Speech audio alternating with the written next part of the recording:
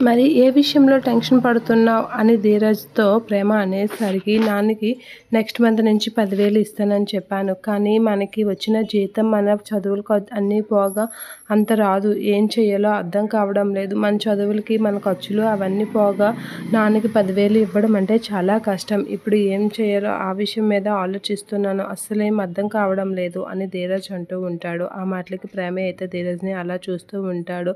ఇక ధీరజ్ ఎంత బాగా ఆలోచిస్తున్నాడో ఎంత మంచి బాధ్యతలు వచ్చాయి అనేది అనుకుంటూ ఉంటాడు. అలా ఆలోచిస్తూ పడుకుంటున్న ధీరజ్‌కైతే దుప్పటి అవన్నీ కప్పుతూ ఉంటుంది. అలా బెడ్‌షీట్ అవన్నీ కప్పుతూ ధీరజ్ వైపు అయితే అలా చూస్తూ ఉండిపోతూ ఉంటుంది ప్రేమ. ఇక ధీరజ్ అయితే అలా చూస్తూ అలా పడుకుంటూ ఉంటాడు. అలా ధీరజ్‌ని చూస్తూ ఉండిపోయి ప్రేమ అయితే చదువుకుంటూ ఉంటుంది. అలా చదువుకుంటూ ధీరజ్ వైపు అయితే చూస్తూ ఉండిపోతూ ఉంటుంది.